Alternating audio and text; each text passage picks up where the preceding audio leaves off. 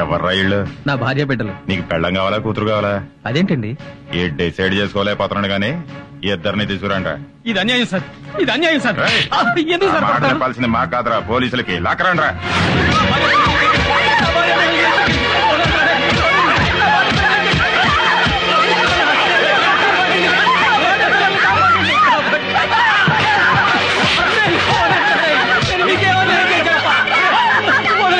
పోలీసులకు ఫోన్ చేస్తాను.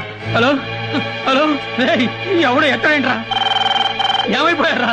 ఎక్కడ తెచ్చారా అందరూ? మా ఎమ్మెల్యే గారు దేవుడ్రా, ఆయనకి ఫోన్ చేస్తాను. నేను చెప్పుకోవాలరా బాబు. హలో హలో, ఏమయ్యావరా దరిద్రుడా? ఏం చేస్తున్నావురా? ఎత్తవేంట్రా? చచ్చావురా? నువ్వు కూడా చచ్చిపోయావా? ఏమయ్యారా నాయకులారా? ప్రభుత్వమే పట్టించుకోకపోతే మేము ఎవరితో చెప్పుకోవాలరా? మిమ్మల్ని ఎమ్మెల్యేలు చేశాం, మంత్రులు చేశాం, ముఖ్యమంత్రులు చేశాం. మీ ప్రభుత్వం ఏం చేస్తుందిరా? సమాధానం చెప్పండిరా. మేము నీటి పన్ను కడుతున్నాం, రోడ్డు పన్ను కడుతున్నాం, ఇంటి పన్ను కడుతున్నాం. మా బతుకులు ఎవరితో చెప్పుకోవాలరా? మేము బతికి బట్ట కట్టాలంటే ఎవరి కాళ్ళు పట్టుకోవాలరా? ఎవరి చాంచనాకాలరా? చెప్పండిరా. ఎవరిది చెప్పండి, సమాధానం చెప్పండి. గూండాలు రౌడీల నుంచి మమ్మల్ని ఎవరు కాపాడతారండి? ఓట్లేసి మిమ్మల్ని ఎంపీల్ని ఎమ్మెల్యేలను చేసింది మమ్మల్ని కాపాడతారని దీనికి ముఖ్యమంత్రి గారే సమాధానం చెప్పాలి. ఎవరికి చెప్పుకోవాలి మా కష్టాలు? ఒక్కరు కూడా మమ్మల్ని పట్టించుకోవడం లేదు. అడగడానికి వచ్చినప్పుడు మాత్రం మాకు అది చేస్తాం, ఇది చేస్తామని అంటారు. ఇప్పుడు రౌడీలు మా ఇళ్ల మీద పడి దౌర్జన్యం చేస్తుంటే ఒక్కరు కూడా ప్రజాప్రతినిధులు ఎవరు పట్టించుకోకపోవడంతో రాష్ట్ర వ్యాప్తంగా ప్రజలు ఎవరికి చెప్పుకోవాలి? Government servants, doctors, lawyers, senior citizens are being suffered by local rowdies. So government has to take severe action to control these circumstances. Andhra Pradesh में गुंडागिरी से सारे हॉस्पिटल्स बंद किए गए हैं. మహిళలపై జరుగుతున్న దాడుల వల్ల పలు ప్రాంతాలు అల్లకల్లోలంగా తయారయ్యాయి. ఈ అకృత్యాలు భరించలేక ప్రజలు బయటకు రావడానికి భయపడుతున్నారు. ఒంటరిగా వెళ్తున్న వారిపై దుండగులు అఘాయిత్యాలకు పాల్పడి దోపిడీలు, దొంగతనాలు చేస్తున్నారు. ఎదురు తిరిగిన ప్రజలను హత్య చేస్తున్నారు. ప్రపంచవ్యాప్తంగా ఉన్న ఆంధ్రులంతా ఆందోళన పడుతున్నారు. Due to the resignations of the police, the people of Andhra Pradesh are suffering with many problems.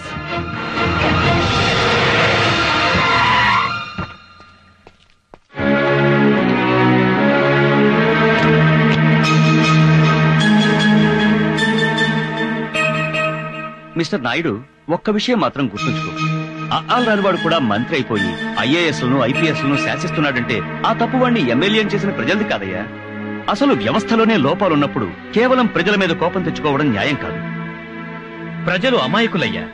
అతివృష్టి మూలంగానో, అనావృష్టి మూలంగానో కరువులొచ్చినా, కష్టం వచ్చినా వాళ్ల బాధలేవో వాళ్లు పడుతూ బతుకుతున్నారే తప్ప దోపిడీలు చెయ్యాలనో, దోచుకోవాలనో, దౌర్జన్యాలు చెయ్యాలనో ఆలోచనే రాని మంచివాళ్లయ్యా ప్రజలు. అలాంటి ప్రజల్ని మా రాజకీయ నాయకులు మోసం చేసి మీ పోలీసులు నిందించి వాళ్ల బ్రతుకుల్ని నాశనం చేయకండి. ఇదిగో నా రాజీనామా పత్రం. ఇంకెప్పుడైనా మా ఎమ్మెల్యేలు కాని, మా మంత్రులు కాని మీ విధి నిర్వహణలో అడ్డుపడితే నేను శాశ్వతంగా రాజకీయాల నుంచి తప్పుకుంటాను. దయచేసి ప్రజల్ని కాపాడండి. మనమంతా వాళ్ల కోసం పనిచేసే సేవకులం అనే నమ్మకాన్ని ప్రజలకు కలిగించండి. రాజీనామా అక్కర్లేదు సార్. మాకు ప్రజలన్నా, ప్రజాస్వామ్యం అన్నా చాలా ప్రాణం. Teja, yes sir. Suresh sir, ప్రజల్ని కష్టపెట్టే వాళ్ళు చించి ఊతికి ఆరేయండి. గో. Yes sir.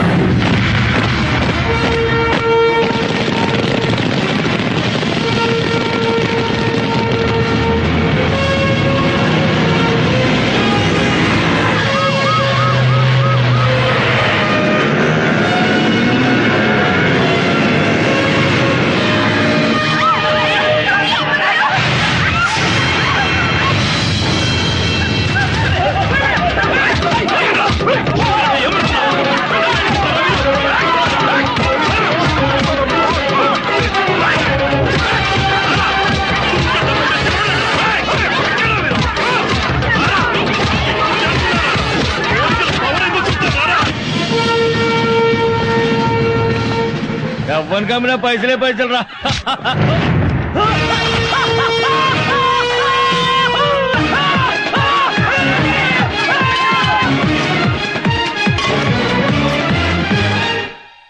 నమస్కారం అయ్యా. మమ్మల్ని ఏం చేయొద్దు.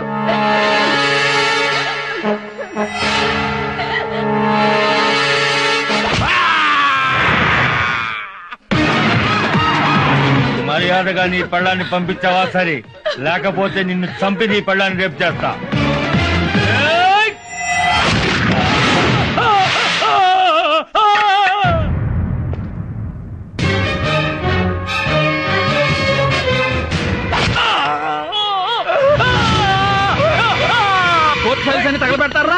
పట్టండి. జడ్జి గారి మీద చేస్తావరా? రేయ్, నేను నీకు వేసే శిక్షనేరా.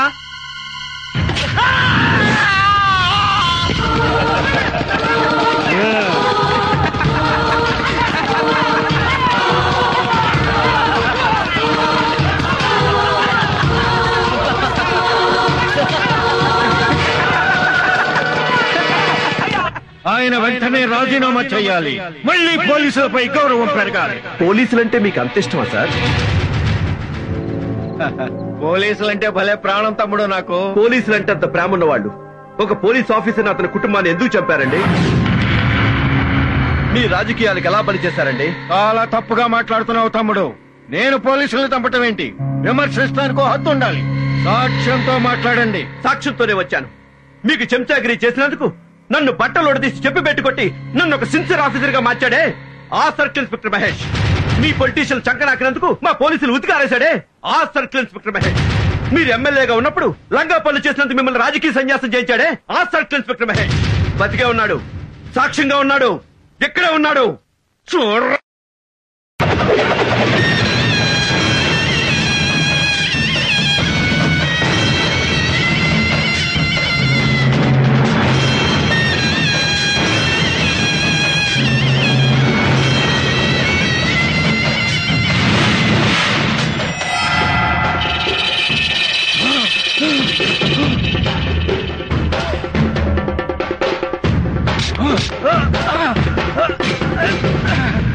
నీ చేతులు నరికింది ఎమ్మెల్యే భగవంతుడు. ఆ భగవంతుడు ఎవరో కాదన్నా, సిఐ మహేష్. భగవంతుడా!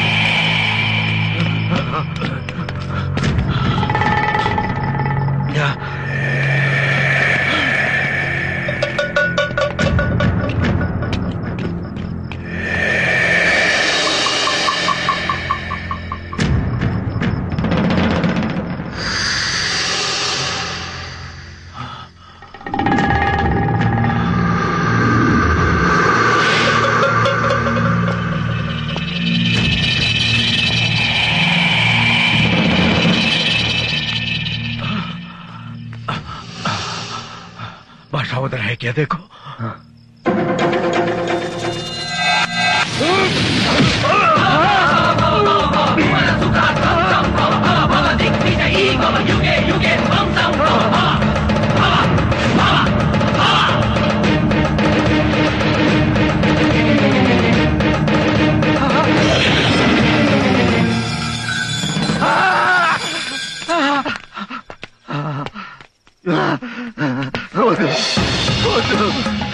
నన్ను చంపొద్దు,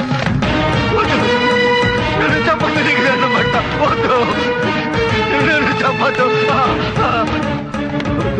నన్ను చంపొద్దు, నీ కాళ్ళు పట్టుకుంటే నన్ను చంపొద్దు.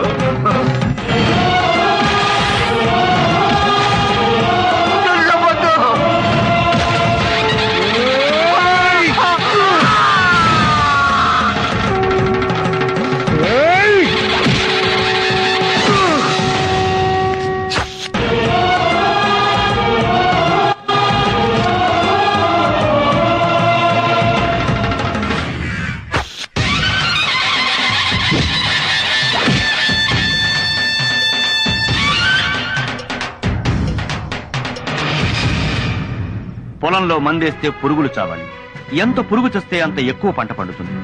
నీ మూలంగా సమాజంలో ఎన్ని పురుగులు చచ్చాయన్నది పక్కన పెడితే అలాంటి ఆలోచన విధానానికి శ్రీకారం చుట్టినందుకు నిన్ను మనస్ఫూర్తిగా అభినందిస్తున్నాను. థ్యాంక్స్ అయ్యా. థ్యాంక్స్ చెప్పి మళ్ళీ మీ రాజకీయ నాయకులు చెడ్డ పనులు చేయకండి సార్. ఈ సొసైటీ బాగుపడాలంటే ఏ ప్రభుత్వానికైనా 2 నాలుకలు 2 పాలసీలు ఉండకూడదు సార్. దానివల్ల ప్రజలు పోలీసులు చెడిపోతున్నారు. చట్ట విరుద్ధమైన పనులు చేసే వాళ్ళని శిక్షించమని మీరే చట్టం చేస్తారు, మళ్ళీ మీ రాజకీయ నాయకులు దాన్ని అమలు కాకుండా చేస్తారు. కోడి పందాలు చట్ట విరుద్ధం అంటారు. కోడి పందాలు ఆడే వాళ్ళని అరెస్టు చేస్తే వాళ్ళు ఎమ్మెల్యే గారికి ఫోన్ చేస్తారు. ఎమ్మెల్యే గారు పండగ కదా వదిలేండి అని పోలీసులకు ఫోన్ చేస్తారు. వ్యభిచారం చట్ట విరుద్ధం అని చట్టం తెచ్చారు. లాడ్జి మీద రైడ్ చేసి వ్యభిచారం చేస్తున్న వాళ్ళని అరెస్టు చేస్తే ఆ లాడ్జి మా పార్టీ వాళ్ళది కాదు, ఇదంతా ప్రతిపక్షాల కుట్రని కొట్టిపారేస్తారు. అసలు మీరు చట్టం చేయడం ఎందుకు, పోలీసుల్ని ఫుట్బాల్ ఆడడం ఎందుకు? అలాంటప్పుడు చట్టాలు ఎత్తేయండి సార్. హాయిగా కోడి పందాల దగ్గరికి వెళ్ళి మేము కూడా ఎంజాయ్ చేస్తాం. వ్యభిచారం చేసేటప్పుడు గొడవలు జరగకుండా లాడ్జికెళ్లి బ్రోకర్లు అక్కడే పడుంటాం. పోలీసులు అయితే మీ రాజకీయ నాయకులు కుక్కల కంటే హీనంగా తయారు చేస్తున్నారు. ఎవరు అధికారంలో ఉంటే వాళ్ళకు అనుకూలంగా పనులు చేయించుకుంటున్నారు, తప్పుడు కేసులు పెట్టిస్తున్నారు. ఫలానా పోలీసు ప్రతిపక్షంలో ఉన్నప్పుడు మన మాట వినలేదని అధికారంలోకి రాగానే ఆ పోలీసులు ట్రాన్స్ఫర్ పేరిట ఎక్కడికెక్కడికో విసిరిపారేస్తున్నారు. పాలసీ పేరుతో లూప్ లైన్ లో పడేస్తున్నారు. కొంతమంది రాజకీయ నాయకులైతే వాళ్ళ కులానికి సంబంధించిన పోలీసు అధికారుల్ని వాళ్ళ జిల్లాల్లో వాళ్ళ నియోజకవర్గాల్లో వేయించుకుని మచ్చ లేకుండా పనిచేయాల్సిన మా పోలీస్ డిపార్ట్మెంట్ కి కులం పిచ్చి రాజకీయ పిచ్చి పట్టిస్తున్నారు. ఇది ఇలాగే జరిగితే పలుకుబడి ఉన్నవాడు రాష్ట్రాన్ని చిల్లర కొట్టుగా మార్చి సిగరెట్లు పాన్ పరాగులు కొనుక్కున్నట్టుగా మమ్మల్ని కొనుక్కుంటారు సార్. సార్ దయచేసి రాజకీయాల్ని ప్రజాసేవకు మాత్రమే ఉపయోగించండి సార్. సార్ పోలీసులు ఒక్కరోజు డ్యూటీలో లేకపోతేనే సాక్షాత్తు ముఖ్యమంత్రి మన పోలీసుల దగ్గరికి పరిగెత్తుకుంటూ వచ్చారు. అంత విలువైందండి మన పోలీస్ డిపార్ట్మెంట్. మనం మాత్రం ఫలానా స్టేషన్ కి ఫలానా ఎస్ఐని అయ్యిందని చెప్పి ఎమ్మెల్యే కాళ్ళు పట్టుకుంటాం. రాజకీయ నాయకులకు సేవ చేయడం మానేసి ప్రజలకు సేవ చేయండి సార్. చూడండి, ఎమ్మెల్యే కంటే మంత్రి గొప్పవాడు, మంత్రి కంటే ముఖ్యమంత్రి గొప్పవాడు, ముఖ్యమంత్రి కంటే ప్రధాని, ప్రధాని కంటే రాష్ట్రపతి గొప్పవాడు, ఆ రాష్ట్రపతి కంటే గొప్పవాళ్ళు ప్రజలు. మీరు ఎంత గొప్పగా బతికితే ప్రజాస్వామ్యానికి అంత గొప్ప భవిష్యత్తు ఉంటుంది. సార్ నేనెన్నో మంచి పనులు చేశానని పొగిడారు. పొగడ్తలు కాకుండా నాకు బహుమతిస్తారా? మా అందరి భవిష్యత్తు గురించి ఆలోచించిన వాడివి, నీకు బహుమతేంటయ్యా? ఏదైనా ఇవ్వచ్చు, అడుగు. ఎమ్మెల్యేగా రాజీనామా చేస్తాను. మళ్ళీ నాకు సర్కిల్ ఇన్స్పెక్టర్ గా ఉద్యోగం ఇప్పించండి సార్. కాకి బట్టలు వదిలేసి కద్దరు బట్టలు వేసుకోవడానికి ఎంత బాధపడ్డానో, ఎమ్మెల్యే అయి వెధవ పనులు చేయడానికి మనసులో ఎంత కుళ్ళి ఏడ్చానో నాకే తెలుసు. ఎమ్మెల్యే టికెట్ సంపాదించడానికి నా ఆత్మగౌరవాన్ని చంపుకుని ఓ నాయకుడి కాళ్ళ దగ్గర కుక్కల పడున్నాను. గెలవడానికి డబ్బు కోసం నా ఆత్మాభిమానాన్ని తాకట్టు పెట్టి ఓ సంబంధం లేని ఆడదాన్ని కాళ్లు పట్టుకున్నాను. ఎలాగైనా గెలిచి తీరాలన్న కసితో ప్రాణానికి తెగించి ఒళ్లంతా తుట్లుగా పడిపించుకున్నాను. చివరికి ఎమ్మెల్యేగా గెలిచాను. గెలిచాక నేను చేసిన పనులన్నీ మీకు మంచి పనులుగా కనిపించకపోవచ్చు సార్. ఓ ఆడది బట్టలోడు తీసుకుని క్యాబరే చేస్తుంటే కళ్ళప్పగించి చూసే క్యారెక్టర్ కాదు సార్ నాది. కానీ నేను అలా చేస్తేనైనా ఇలాంటి సిన్సియర్ ఆఫీసర్లు రియాక్ట్ అవ్వకపోతారన్న చిన్న ఆశ. ఈయన రియాక్ట్ అయ్యారు, నేను సక్సెస్ అయ్యాను. సార్ నేను దేవుళ్ళని నమ్మే మన పోలీసుల్ని ఈ ప్రజలతో కొట్టించాను. దానికి నా మనసులో ఎన్ని వేల సార్లు క్షమాపణలు చెప్పుకున్నానో నాకు తెలుసు సార్. అలా చేస్తేనే ఈ జనం మీద మీకు కోపం వస్తుందనుకున్నాను. వచ్చింది. మీరు రాజీనామాలు చేశారు. పోలీసు ఎంత గొప్పవాడో, పోలీసు సమాజానికి ఎంత అవసరమో, పోలీసు లేని సొసైటీ ఎలా ఉంటుందో అప్పుడు తెలిసొచ్చింది జనానికి, ఈ రాజకీయ నాయకులకి. ప్రత్యక్ష నరకం చూశారు. ఇవన్నీ తప్పులు కాదు సార్. శిక్షలు వేస్తూనే జనానికి, పోలీసులకి వాళ్ళ బాధ్యత గుర్తు చేశాను.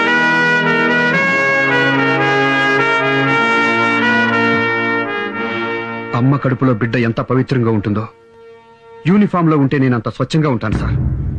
సిన్సియర్గా డ్యూటీ చేస్తాను సార్. నా ఉద్యోగం నాకు ఇప్పించండి సార్.